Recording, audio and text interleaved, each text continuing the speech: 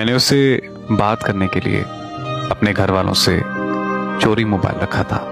दिन रात उसी से बात करती रहती थी। फिर यूं हुआ कि मुझे और मेरी फैमिली को मेरे अब्बू के पास बाहर के मुल्क जाना पड़ा। वहाँ जाकर भी मेरा राब्ता उससे ख़त्म नहीं हुआ और मैं दिन रात उसी से मुसलसल बात करती रहती थी। और फिर एक दिन मेरे घर पता चल गया।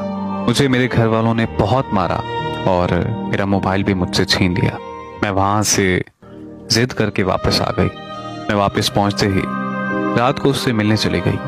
मेरी सारी फैमिली को पता चल गया। मैंने उसकी बहुत मिन्नतें की कि मुझे घर नहीं जाना, वो लोग मुझे बहुत मारेंगे और शायद मुझे जान से भी मार दें। उसने कहा कि तुम घर जाकर हमारी शादी की बात करो।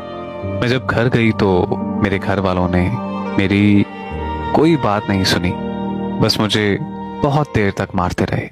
इतनी ज्यादा मार खाने और इतनी पाबंदियां लगाने के बावजूद भी मैं उससे बात करती रही, उससे मिलती रही और घर वालों से बार बार मारें खाती रही। ऐसे ही हमारे रिश्ते को 7 साल गुजर चुके थे।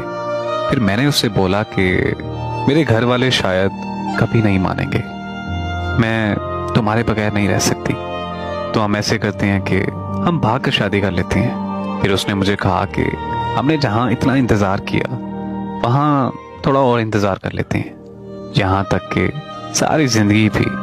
फिर एक दिन मुझे वो कॉल करके कहता है कि मेरी मंगनी हो गई है, हो सके तो मुझे भूल जाओ। बस इतना कहकर उसने कॉल बंद कर दी।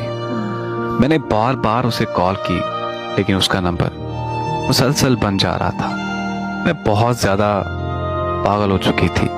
बहुत ही ज़्यादा सोचने और समझने के बाद मैं उसके घर की तरफ भाग गई। उसके घर जाकर उसकी बहुत ज़्यादा मिन्नतें की, बहुत तरले किए, बहुत वास्ते दे डाले, यहाँ तक कि मैं उसके पाँव पड़ गई। मैंने उसके पाँव को चूमा और उसे ये कहा कि प्लीज़ मुझे मत छोड़ो, मैं तुम्हारे बगैर मर जाऊंगी, तुम्हारे बगैर जिंदगी का तस्वुर भी नहीं कर सकती। वहाँ खड़े सब लोगों को मेरी हालत पर तरस आ रहा था, मगर एक वो सख्त दिल इतना था कि उसे मेरी हालत पर रहम नहीं आया।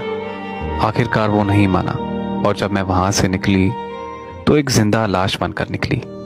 अब 1 साल होने को है उसकी जुदाई में। सुना है कि अब उसने शादी कर ली है, पर अब मेरा ये आलम है कि मैं किसी और की नहीं हो सकती। मैं आज भी पागलों की तरह उसके इंतज़ार में हूँ। मैं आज भी उसी के प्यार में हूँ।